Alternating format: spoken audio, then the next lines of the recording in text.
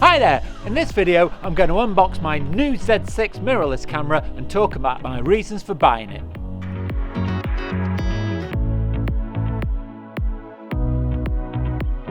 This is a big moment for me. I've finally made the decision to move to a mirrorless camera system. So here I have my Z6 Mark II.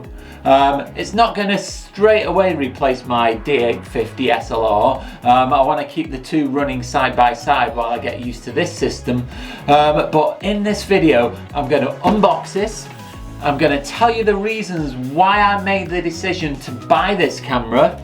And then I'm going to do some hands-on first impression tests around the garden. So hopefully, if you're thinking of moving from a DSLR to a mirrorless system, this video might just help you make that decision.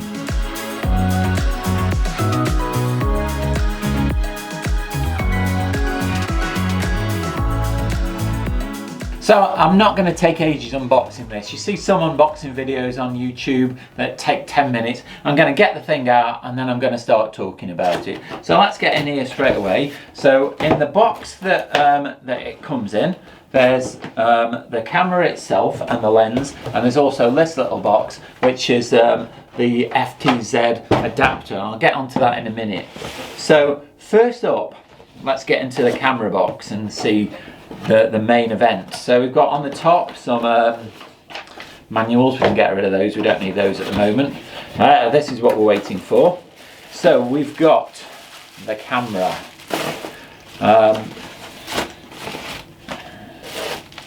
So first impressions, it feels very familiar. It's a Nikon camera. So let's just set that aside. What else have we got in here? So next we have a lens. And now one of the reasons why I purchased this kit was it included one of the Z-mount lenses, and by all reviews these Z-mount lenses are really good quality because they've been specifically designed for the new Z-mount in the mirrorless camera. They've incorporated loads more technology, so I'm really looking forward to using that. And then we've got all the usual gubbins. We've got a lens hood, batteries, camera straps. I'm not going to get those out now. I'm going to get on to talking about the other important bit of kit that comes with it. And this is, in this box here, this is the FTZ adapter. And the reason why I've had this is pretty self-explanatory really. This is an adapter that allows me to use all of the existing f-mount lenses that I already have, because I've got lots and lots of Nikon glass, and the mount on the front of the mirrorless system is different than the mount on the DSLR system. So this little bit of kit allows you to adapt between the lenses, and all of the current lenses that I've got will now work on this mirrorless camera. So don't get me wrong, the D850 SLR is a great camera and I'll probably still continue to use it alongside this mirrorless system, but I've watched lots and lots of reviews to try and get a feel for whether it was time to move to a mirrorless system, and pretty much the overwhelming opinion seems to be that the mirrorless camera has many advantages over a DSLR.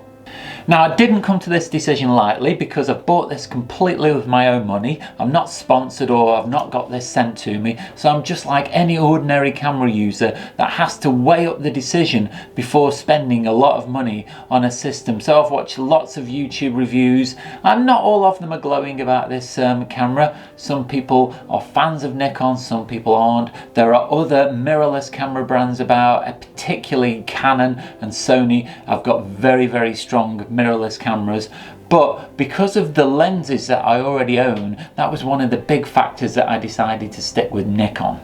What I really want to try and do as an ordinary user like yourselves who has to spend their own hard-earned money on a camera, whether moving from a DSLR to a mirrorless system really is worth it and what advantages it has. Just before I go any further, I do want to say that I'm creeping up on 1,000 subscribers, which is absolutely mind-blowing to me. But as a 1,000 subscribers special, what I plan to do is a Q&A session. So if you've got any questions you want to ask me, then leave them down below in the comments or on my Instagram or Facebook. While you're there, don't forget to click like, subscribe and the bell notifications.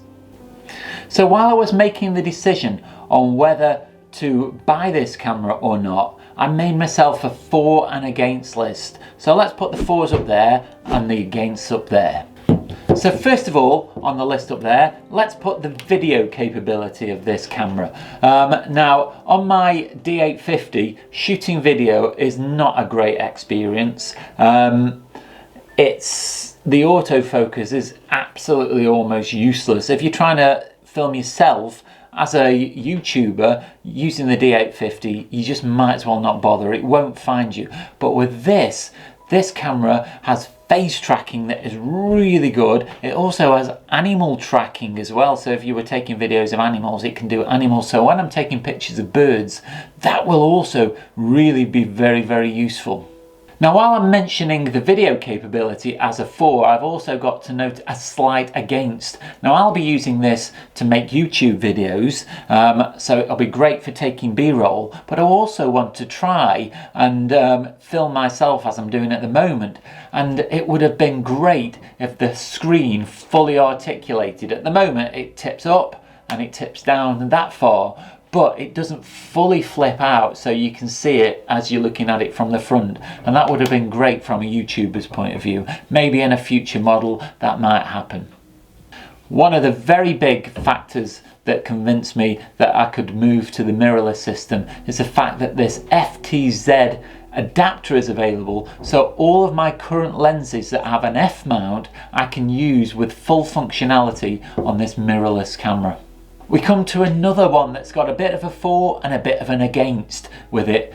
This camera, because it's mirrorless, now doesn't have an optical viewfinder, and some people really like the optical viewfinder because it gives you a real life view of what you see. There's no lag, it's really accurate. So that could be an against, so we'll put that in the against. But equally, the electronic viewfinder does have a lot of advantages as well. One, you can preview the image like you would in live view straight away looking through the viewfinder. You can use it in low light, so if the ambient light around is very low, you still get to see what the camera sees, so you get to the advantage of using the ISO through the viewfinder. And also you can overlay lots of shooting information. You can overlay a horizon to make sure your camera's level and all those kind of things right in the viewfinder, so that adds an advantage as well. Now, another thing, moving from the D850 to the Z6ii, that has slight advantages and disadvantages is the megapixel count. Now, the D850 has 45.7 megapixels, which is great for cropping in really tightly and you get lots of information, but for the most part it does create huge files, and I never need to blow up a print to 3 meters wide. So almost, other than the fact that it allows me to crop in to areas without losing detail, all of those megapixels just take up loads of room on the computer. So this has got 24.5 megapixels, which is quite a lot less. But again, do I really need all of those megapixels? I can still crop in and retain a lot of information. I'm never going to ever need to blow it up much bigger than, say, this big. And so this will do everything that I need it to. Another one here for the for list. Because this system obviously doesn't have a mirror, the whole body is a lot more compact. There's not as many mechanics in it. The lens has been completely redesigned, so the overall thing is lighter and not as bulky. Still feels good in the hand, but it's overall lighter, so there's a 4. It's really noticeable just how much quieter this is, because the mirror doesn't have to flip up. the shutter activation is much quieter, so that'll be really useful when I'm taking pictures of birds. Now the autofocus in this is really good. It's improved from the Z6 to the Z6 Mark II. The Nikon have included face recognition that really works well. Now that did appear in the Z6 as a firmware update, but it's now in here as standard, and it also has 273 autofocus points that are active all the way across the frame. So an autofocus point that's at the edge is just as accurate as the one in the middle of the frame, which is not the case on a DSLR. Now I've not had any experience with these Z-mount lenses, but they're apparently really good. The new mount has a wider diameter and obviously a shorter distance from the back of the lens to the sensor, so it allows Nikon to do a lot more within the lens and make it much more optically clear and sharp. Now for a good while I have been nervous about upgrading to a mirrorless system, basically because I didn't think it offered everything that a DSLR offered. But now Nikon, with this version of the Z6 Mark II, they've ironed out a lot of the flaws that the initial Z6 had. They've improved the autofocus, they've added the face detect, which did come in the Z6 as part of a firmware update, but that's in here now as standard. There's dual processors that allow the autofocus to be quicker. There's dual card slots. Now that won't particularly affect me because I only ever really use one card, but eventually I might get into the habit of using dual cards, and that option is there. And also there is a battery grip that's available to go with this that the Z6 didn't have. So a lot of the initial gripes have been ironed out. It would have just been nicer to have that articulating screen. I do need to add a few negatives to this side just before I finish. One is going to be battery life. Now, by its very nature, this camera uses an EVF, which uses battery power, and if you're not using the EVF, which is the electronic viewfinder, you'll be using the screen. So all of that uses more battery life. Now, Nikon have included an upgraded battery, which is the EL15C, which apparently has more capacity, which should help with that. But as opposed to a DSLR, it's going to have a shorter battery life. Now, a final thing that did have to go on this list is this costs over £2,600, and so even though you expect to pay that for this kind of level of kit, it did have to go on the against list. So, summing all of this up, you can see that this list is longer than this list. And that was a big factor in eventually making me decide that I was going to go ahead and purchase this Nikon Z6 Mark II system. The advantages started to outweigh the disadvantages, and as with everybody when it comes to cameras, everybody loves a new bit of kit, and hopefully this should really help. So for the final part of this video, I'm going to go around and I'm going to give you my first impressions of the layout of the buttons and how the thing handles before we sign off at the end. First impressions in the hand, it definitely feels lighter. The button layout on the back is a little bit different.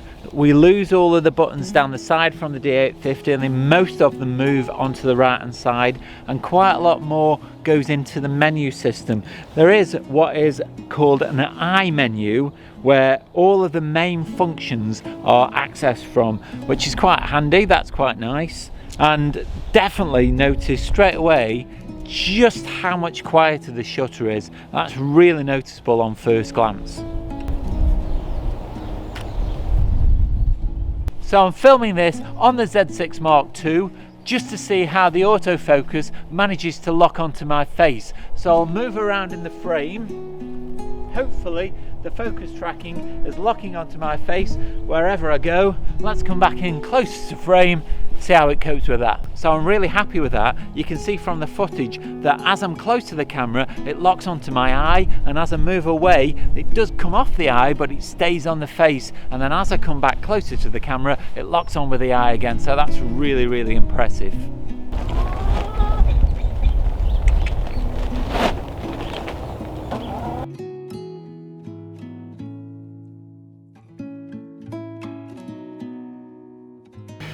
So I've been out and had a little play. I've tried it with the FTZ adapter and a 50mm prime lens, and on the back of the screen the shots looked really good. I've tried it with the Z mount lens, and I really like the shots I was getting from there. I do like the way that it tracks the eye of the cat and me as I was moving around, so that's really encouraging.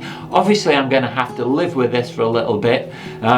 There's lots of autofocus modes that I've got to get used to, and going into some of the menus everything's laid out very differently, so that's going to take a little bit of getting used to, but over the next few weeks as I get more familiar with it, hopefully that will improve. So I'll keep you updated in future videos.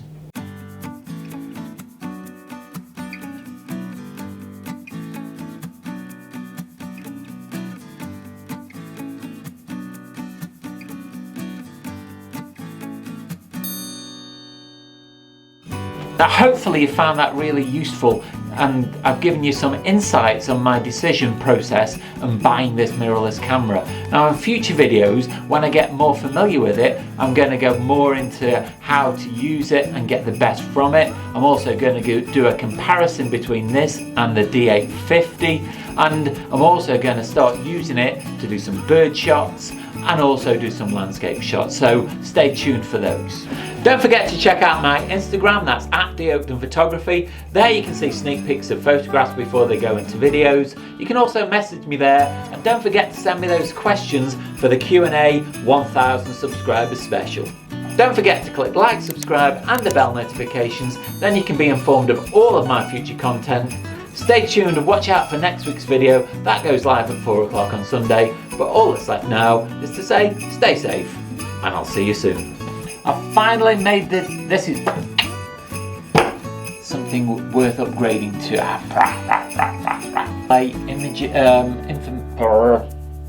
New Z mount, which has a wider diameter. Wait.